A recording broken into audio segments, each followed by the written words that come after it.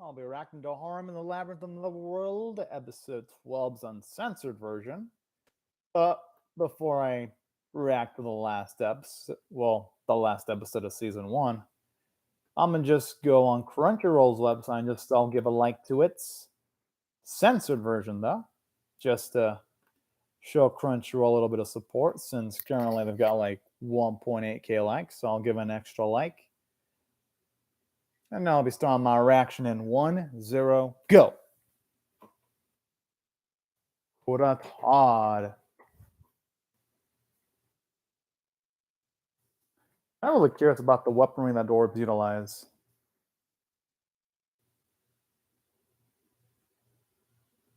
It feels like they're walking with like a green screen placed in the background by the animation. Quality there. But again, as long as the animation looks good for the important sequences, then I'm not going to knock on it too much. She is a dwarf. I'm not even shocked that she can actually swing that like a freaking toy.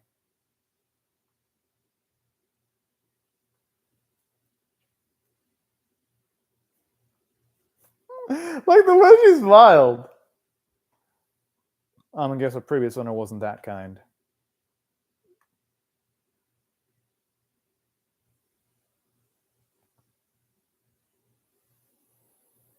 Hey, why the fuck not?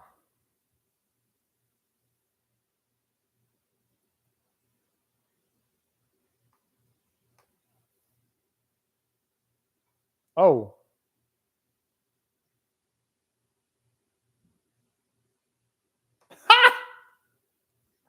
Why do we have jiggling? Why? Fucking why? Why would you play? No, fucking. You know what? Why the fuck not? Yeah, sure. Just play with the mobiles as if they were fucking toys. Sure, why not? This series. But that's what I love about it. Like, it's always willing to embrace its cheesiness and not give a fuck. And that's part of what makes the series entertaining as hell. But hey, you know what? I wouldn't mind seeing the new girl actually get a bit of action. Because, Roxanne's already had her loads of action scenes. So I want to see how the new girl laces them up. Seriously, though, this opening is pretty deceptive, though, because it made it seem like they were going to introduce the rest of the harem. And for those who say, what a Meikyuu, we got the flash forwards. Those really don't count. Those really don't count. Because the only makes it seem like they're going to actually do important shit. But the only ones that really got any screen... Sub, Daniel Witz. He really should. Well, at the very least for now, Roxanne, because it's too early to say if Shuri likes him in that manner. Definitely Roxanne, though. Now, we know he can't have a child with Roxanne, though, because of biological differences, but I wonder if he can have a child with Sherry, though. I wonder how it would even work. I'm just curious about that. Okay, now it's back.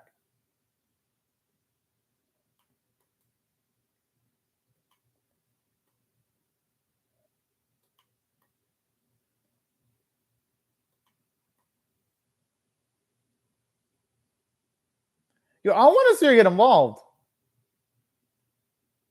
She sounds hyped. Like, of course you'd want to go.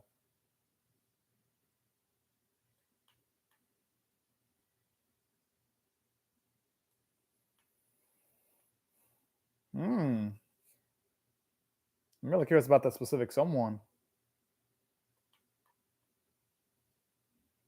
Huh.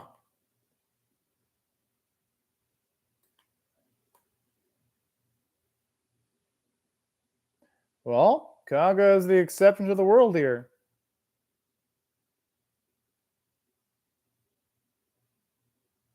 This is a damn good question. Well, she's going to realize the evidence is right in front of her. I mean, Meikyuu's walking proof. There's a characterization because it actually shows you that Sherry's actually pretty dang smart. I don't think she has to apologize for shit here.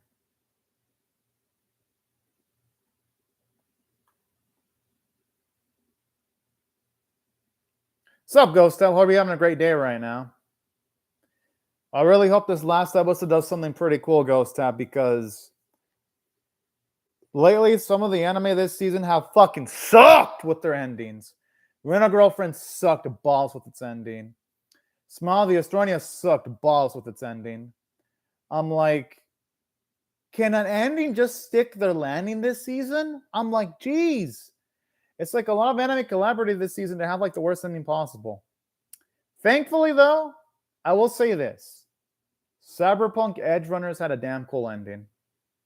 So that at least that one didn't fuck up its ending. A little bit pedestrian when it comes to the animation.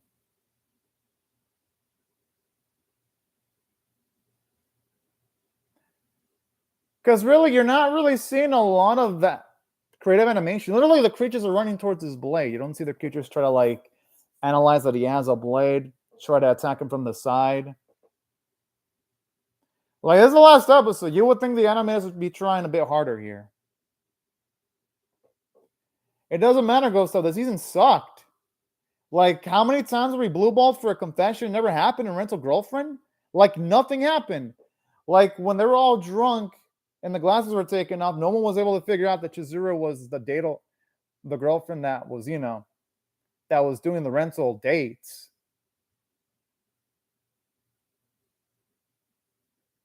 It was a trash season, though. I thought it had 3 good episodes, but it was a trash season because 9 episodes were mediocre or trash.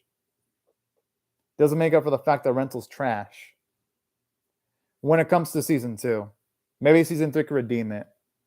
It was. I like how she's pumping up Meikyuu right here.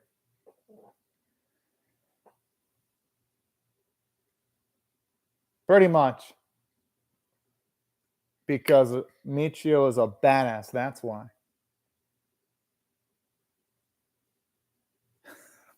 I like the Roxanne looks a badass.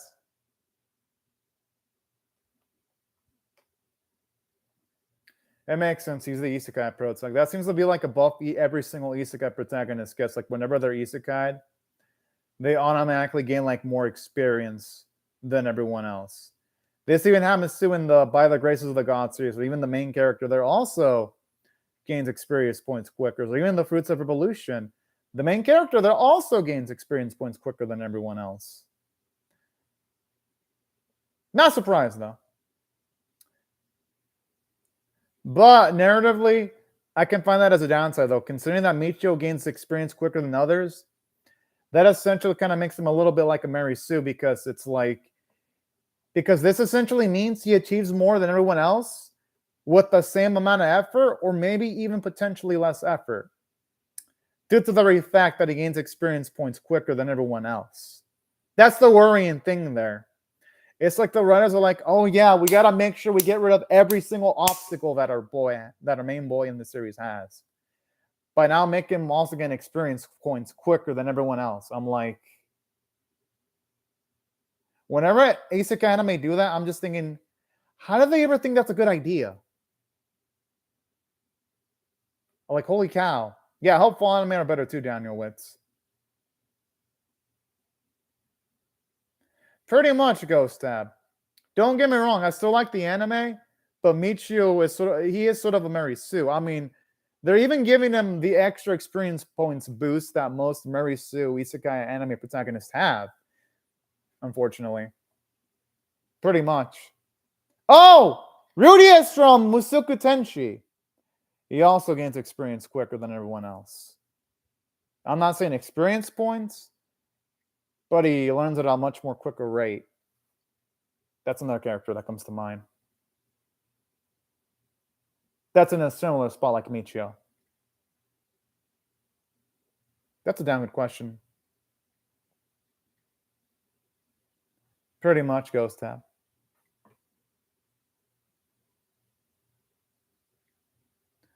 I'm gonna guess it has something to do with sex. With like the way these two are talking. I'm assuming his he could grow into a tremendous size too with a significant amount of magic applied to it. Mm-hmm. I fucking knew it! Oh, these two horn dogs. I mean, it makes sense though. Humans have to get something.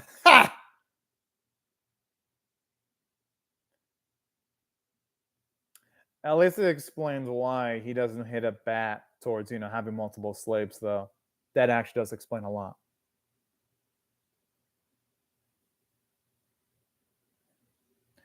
Hey, this right here's the harm route.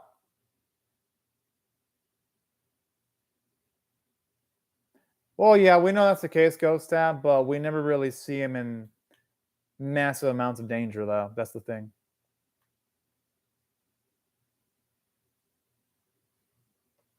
Roxanne's a liar! Where's our gargantuan? I'm pretty sure they both have beautiful opie. Damn, he's gonna be able to bait with them. You gotta be paid. Jeez. Right now, he has to think with his brain right now. Be patient. And once they show up into his chambers, then he can think with his dick. So first, okay, good. Now, right now, it's the time for him to turn off his brain. Now it's the time for him to think with his dick. Yeah.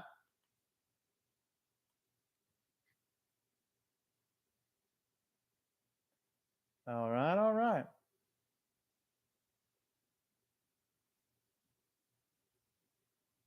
Damn, yeah, she's got really damn pretty hair. Holy cow. Wow.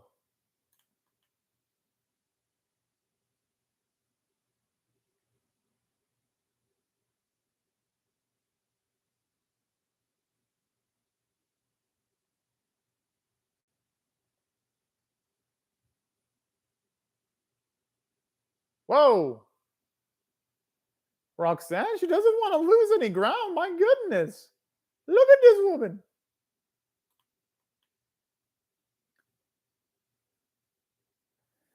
Yeah, Bo, you need to give Sherry some attention, damn it.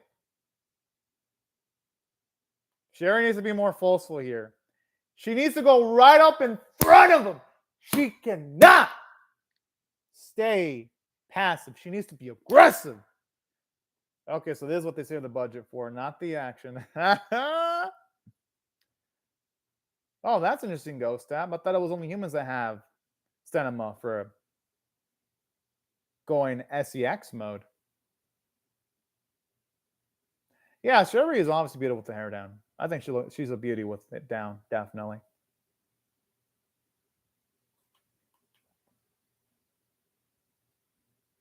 I like how he has like zero hesitation of doing that to a girl he barely got to know. I'm like, bro. Yeah, Sherry actually is the most adorable character in the series by far. No, they're the right size. She has nothing to be apologizing for.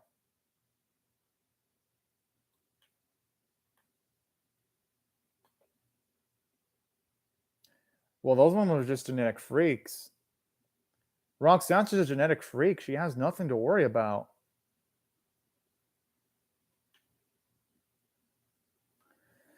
Talk about a man of culture right here. Not even caring about the size, but caring about the proportion. Respect! No, seriously, I respect him for that. He ain't one of those mouth-breathing Nether Daniels only care about size. Nah, I'm just joking. Whatever floats y'all's boats. Oh, yeah, I remember that. I think I remember that one. That sounds like a cool series, actually, Ghost Tab. Hey, that's one way of using your Opie creatively, using it as a sponge. Yeah, get rid of all that dirt. Yeah. I'm so sure it's reacting like this because she never thought she'd ever see someone act with that dirtily. And I mean that in the best possible fucking way right here. She sounds like she's about to fucking give birth to a baby when she's like, like with the way she's like making those sounds with her mouth. I'm like, bro.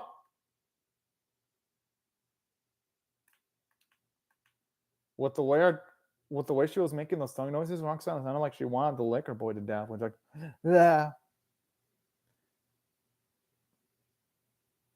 I'm surprised the man hasn't busted a nut yet. No, seriously, that's actually kind of a shocker. Like with all that opie goodness in his body. Seriously, how has it not stood up yet? So far, anyway.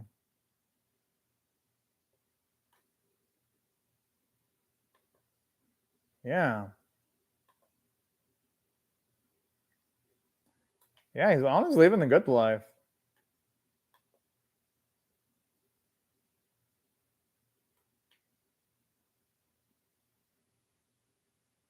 Hell yeah.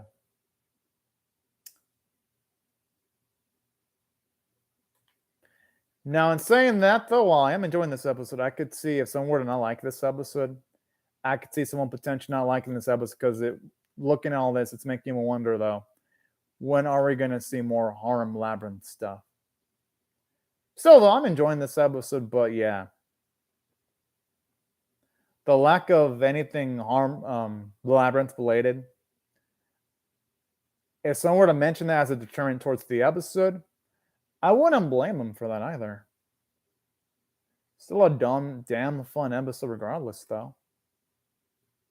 Well, at least for the most part.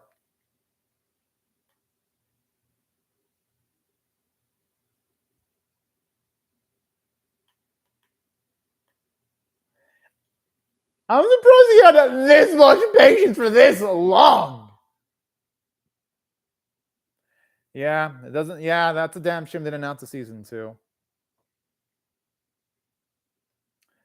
Too late. It looks like Roxanne wants to murder someone with how they shaded her. We can only hope it can at least get a delayed season 2 announcement. That's still possible. I'm actually kind of shocked she took it well. I thought she was going to be pissed. And for good reason, he should have been concerned.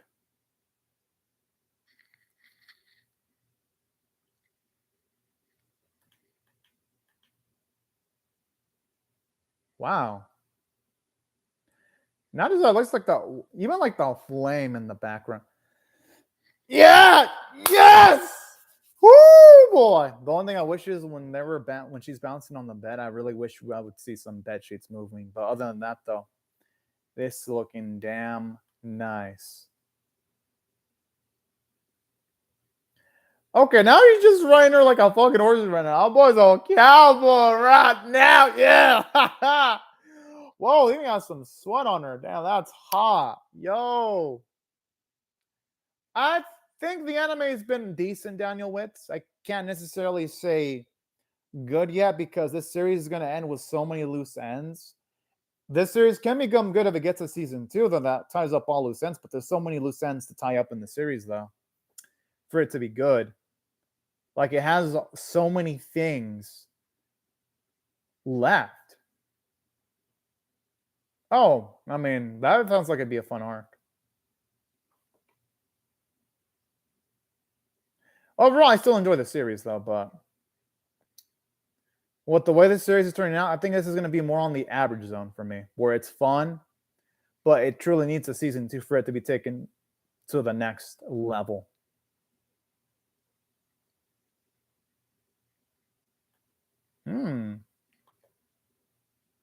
It's good to actually see Sherry blush, you know? That's adorable.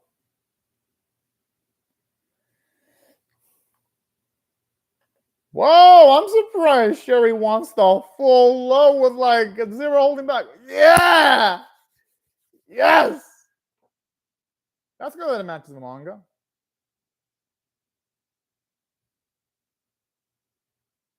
I think what they could have done, Ghost of, is just not have the flash forwards, though. Because the flash forwards are now going to... Because here's the problem with the flash forwards. The flash forwards now, they're going to get rid of their attention because now we know Meikyuu, Roxanne, and Shuri are going to live every encounter. That was probably the biggest mistake the series could have done. The series is still fun, but when you have a flash forward like that, you'll lose all tension. That's probably the only issue. Like, this series would at least go up a few steps if it didn't have a flash forward. But that's a bad idea, Ghost Tab, because if you do that, you get rid of all tension. There's going to be no danger anymore. It gets rid of the fun. That's like showing the ending of a book. That's like telling someone read a book, but oh yeah, this is what happens on the last page before you start the book. That's what the flash forward does. Don't get me wrong.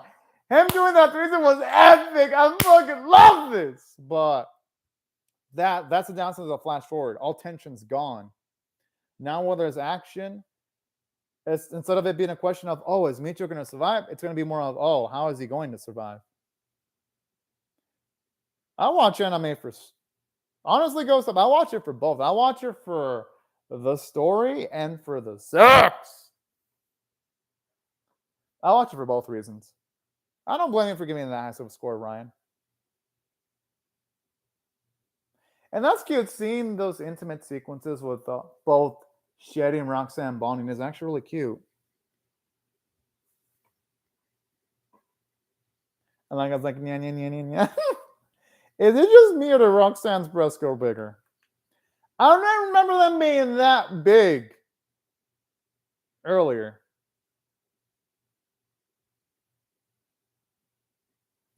Yeah, he finally got the Six Maniac. Woo! Good, good.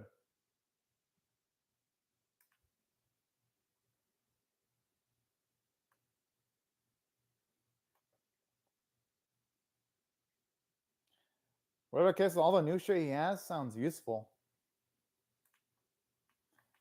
Kind of surprised when he wasn't a Six Maniac earlier, though.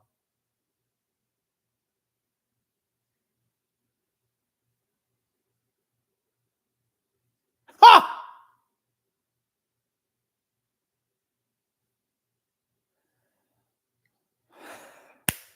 This motherfucker! Oh yeah, they're really rushing now. Because I really would have loved to have seen the process of him getting money to buy extra slaves. Yeah, they're going way too fast now. Ghost Up, you don't understand the point of it, though. The point is to present a story without looking at external materials for anyone who wants to experience the purity of an anime. Because with the flash forward, it ruins that fun if it's in the actual anime itself. I love her saltiness. That's the issue with that argument there. That's the problem with flash forwards. Most of them don't contribute to anything. Yeah, they are getting it's literally he's gaining one slave after another without getting to see the personalities of each individual girl. Like, they're just rushing.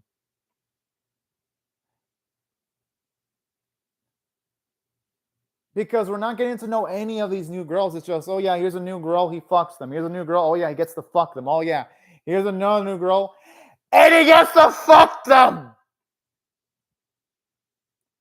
Ghost Tab, the way they're presenting it, it's rushed. Ghost Tab, it doesn't matter if it's a preview or not. This is this ain't a preview if there's no season 2. That's the issue. Like, don't get me wrong. Everything before them rushing was cool, but I don't like how they just throw up one girl after another. Like, I still enjoyed this episode overall, but they rushed it here. They rushed it. You mean a bunch of story we're never going to see, probably? Like, I enjoyed this. Don't get me wrong. I enjoyed the episode except for the bits where they rush it. But that's not a good preview, though, Ghost Tab. That isn't. Ghost Tab, you know real anime don't need previews like that, right? You know real chat franchises don't need to do stuff like this. Demon Slayer didn't need to do that. Run a Girlfriend didn't need to do that. What else didn't need to do that? Uzaki-chan didn't have to do that. Chat franchises don't have to do that. That right there, Ghost Tab. It gets rid of a lot of surprise. I'm with you, Daniel Witz. I'm with you. They should have waited. Like, even like when they introduced them all in the Flash Forward Ghost, I mean, people were thinking that was rushed. Like the way they handled the Ghost Tab, they handled it. It's botched execution. They really should have just had confidence in themselves. Well, Ghost Tab, even though they don't have the budget, and them doing that, they get rid of the surprise. So if we get a season 2, all the surprise is going to be gone. It's going to be completely gone. Because now we know he's going to live up until he gets every girl. We know he's going to live. So there's no tension. That means season 2 is going to be tensionless. We're going to know at least Sherry's first reaction to seeing each individual girls. It's going to get rid of the fun factor of surprise. Like, they already killed their surprise like that quickly. That's the issue.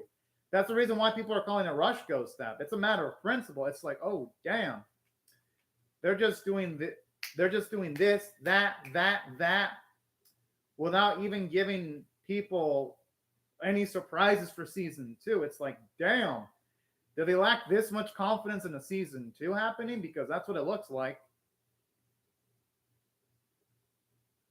Yeah, but Rental Girlfriend did it better, Ghost Stab. Like, Rental Girlfriend did it better because at least Rental Girlfriend wasn't constantly throwing new girls at your face. And Rental Girlfriend is trash. Like, this series is better than Rental Girlfriend, but Rental Girlfriend handled new character previews better than this series. And Rental Girlfriend is fucking garbage. But that handled a new introduction better, though. That's the difference.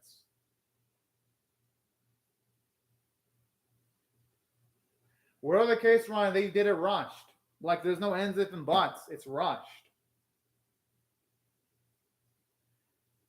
And that lack of confidence, Ghost Tab, I gotta call it out how it is. This is a lack of confidence that's sad. It's like, holy shit. Give your audience some surprises. Don't get me wrong, I like this episode enough where if I had to rate this episode on a scale of 1 to 10, with 1 being abysmal, 5 being average, and 10 being exceptional, I'm giving it a 6 out of 10. Was gonna be an 8 out of 10 until they started like throwing girls like freaking Pokemon, though. It's like, geez. Slow the fuck down. Because it wasn't just them doing that. It's with them doing all these flash forwards, it essentially confirms that this series is never going to have danger. So that's another issue with this last episode. I understand why too, Ghost Step. Doesn't make it right though, because now anytime they go into Labyrinth Ghost Step, we know nothing dangerous is ever going to happen. So essentially, Ghost Tab, and the writers going for quick release of doing a promotion, they screw over the series in the long run because now no one can say, oh yeah, you can watch Harem, they can watch this series for also the action. Not anymore because there's no more tension. It's gone now. It's absolutely gone now. So that's the issue with them presenting all these girls too. So still though, it was a good episode. Because regardless, I like Sherry.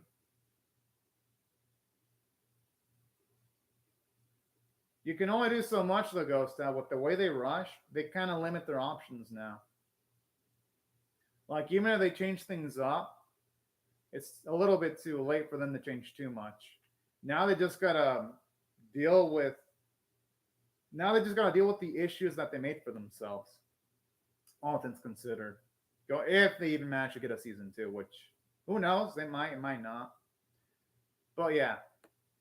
Here's what's good about this episode, though, on the positive side. Because despite the flash forward at the end pretty much rushing the introductions of new girls and getting rid of tension in a season 2, because now we know our boy's gonna fucking live every single encounter, there are positives. It was nice getting to see Sherry self-conscious about her body. I love how Meikyuu went about and building up her self-confidence during the episode. I hope it sells well enough to get it too. I love the fact that this episode not only did that, but we even saw character development for Sherry. She gained a little bit more self-confidence eventually. I like how this episode, well, even supportive Roxanne was towards Sherry. It actually shows her a lot of character development for her because all things considered, here's why I love that. I love that because it shows you Roxanne. Roxanne is an absolutely sweet lady. And it just makes her more lovable, too, if you ask me. Yeah, I mean, the future ladies still look beautiful. I ain't gonna lie about that. Like, they look damn, and I mean, damn great. And to its credit, I do like the comedy, too. Like, the comedy in this episode, for the most part, was well done. That's why, even though, yeah, this episode rushed things with that flash forward at the end, there was at least things that elevated the episode, at least to me, to a positive enough level at the very least. Pretty much, yeah. They were, honestly, the highlights for me in the series. Yeah, they really do need to focus on that. Now, in saying that, though, I guess another downside about this episode was that they did rush the combat sequences, though. Like, I know the series is called Harem and the Labyrinth, but we don't see enough of the Labyrinth enough to be like, oh, damn, the Labyrinth actually has weight. So that is one downside about this episode. But at the very least, though, the sex scenes did look great. And I'd say overall, looking at all these factors, that's why I'm going to give this episode, despite the flaws, an above average score of a 6 out of 10 because I still liked it. Now, as for this, it really was in Ghost Tab, not the combat animation for this episode. Because you had the creatures running towards him, and they were already sliced. Like, the combat animation itself lacked choreography. Because if it was a combat... Okay, because I was wondering, because if it was really good, well-done animation, you would have some anticipation animation with him posing right before he's about to hit a strike. The way they did the action animation here was so cheaply done, it made me wonder... Do these animators even care? Oh, wait, no. They only care about the sex scenes. But yeah, regardless of the fact, though, that was a downside about this episode. But I still enjoyed it despite the flaws. As for the series itself, here's how I'm going to rate this. If I had to rate this on a scale of 1 to 10, with 1 being abysmal, 5 being average, and 10 being exceptional, this series is literally average. What the only chance is actually going up is if this series gets to season 2. If it gets to season 2, then I'll go up to a 6 out of 10. But it really does damn need that season 2, though, because for one, with this flash forward, now it's got the expectation of, okay, now we got all these new girls. Now I want to see their personalities. Now I'm only going to get that itch satisfied if it gets to season 2. And then the whole mystery behind that kid in that flash forward, there's that little angle there. And then there's the whole situation with the Labyrinth. And then the whole plot point with Sherry gaining a blacksmith skill. Like, there's all these little bits here. Yeah, it has a better budget than Mob Isekai, that's for sure. There's all these elements that keep this series from being truly great because it's like, well, yeah. Obviously, I can't give this a super high rating with all these elements being open-ended. And not just that, but here's another issue with the series, too. Like, sometimes the series would spend episodes of characters trying to find bathtub items. It doesn't make for, like, the most engaging content ever. Like, at all.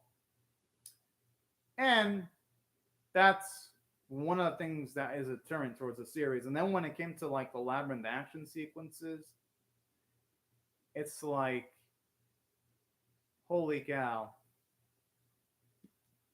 It's like the action scenes were really a chore to watch.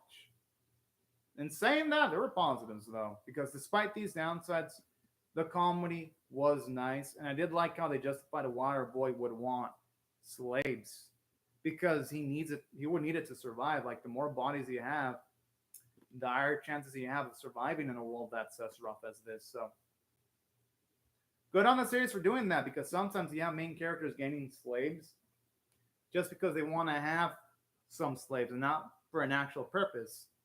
Meikyuu would have a legitimate reason for wanting one, aside from, of course, being able to have fun. And that's what I liked about this series. And it even set up the sex sequence as well. Like, yeah.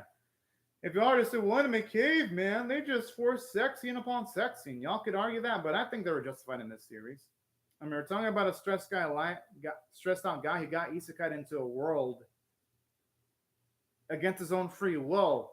he's going to want to find a way of getting rid of some of that stress. And it's not like these ladies aren't consenting. They actually are consenting. You know, like the fact that this shows us that Meikyuu has a conscience too, because he even told Roxanne that if I did, I could leave a will where you could gain your freedom if I were to die. And Roxanne rejected that. So I like how the writers even thought about things like that, where it's like, all right, we're at the very least going to make things to the point where it's like, we're going to make Meikyuu likable to an extent. And they did a good job at that at the very least with dialogue like that. That's why I do like how the character writing in some instances is detail-oriented in moments like that.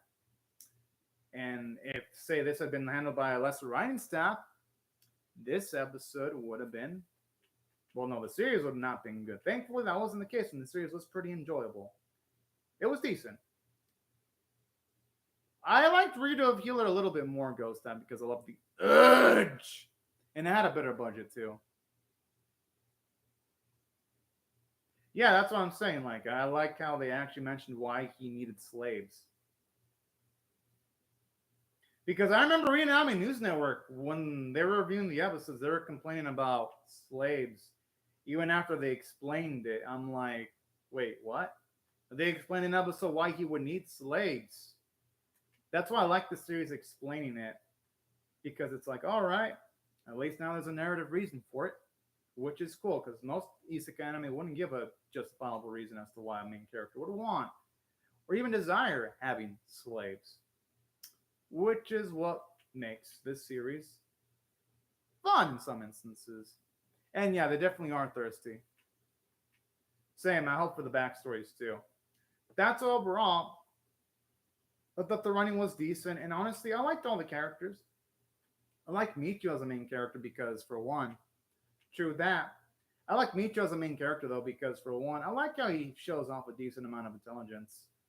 But how he knows his limitations, because, at the very least, yes, he desires slaves to increase his fighting, combat prowess. And here's something else I liked about this series, too. I liked the bit of character development where he realizes his potential mortality when he sees someone similar to him die and a few episodes ago. That was a nice moment. Now, in saying that, are there downsides to the character writing sometimes? Yes. Like, for example, when they make our boy Meikyuu explain that he gains more XP than anyone else, I'm like, yeah, he feels a little bit like a Meikyuu there. But that was one of the minor instances. Or, here's another negative instance of character writing in the series. That bit where it felt like there was a shot that maybe Roxanne was helping negotiate lower rates, but then when Meikyuu's like, nah, Sherry's negotiating, didn't do anything. It was my skill that did it. I'm like, come on, writers, you're taking away a cool moments away from your girl Roxanne and doing stuff like that. Like, there were moments where the series would have a cool character for a moment and be like, yoink, no, it actually happened because of this reason, not because of the reason you thought it existed. And things like that did lower this series a little bit from a character standpoint. Overall, though, I liked the characters, though. I liked Roxanne's energy. I like how supportive she was of Sherry. I like Sherry's maturity, too. She was cool. Yeah, I agree. She had a good backstory, Ghost Staff. That's overall from a character standpoint. The series was still enjoyable. Yeah, it ain't, say, Legend Galactic Hero level, that's for sure. It ain't even on the level of, say, Licross Recall, but hey, the writing, it worked. You know, even while the guy that sold the slaves, like, the dude's personality was absolutely hilarious. And Meikyuu's personality was actually pretty cool, too. Kind of did, actually. So that's overall. I'd say the character writing was decent. Yeah, there were some flaws in the character writing, but I'd say overall there were more positives than negatives going for it. Voice acting was absolutely fantastic, though. I have zero complaints on that department. Animation was mixed, though. Like, whenever there was sex, it looked great.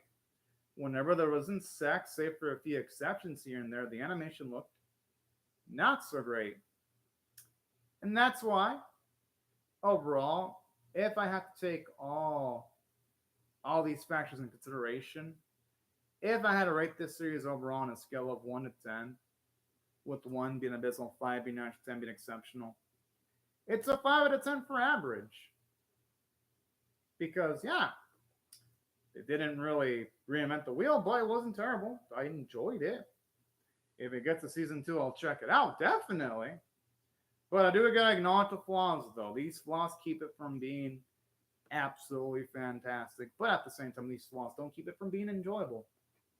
So, anyways, right before I go, though, I'll say thank you very much to Daniel Witz and Ghost for commenting in the live chat. And also Ryan Olden Camp for commenting in the live chat, too. Thank y'all so much. Hope you have a great day or night, everyone. And thank you so much for watching, y'all. Bye-bye.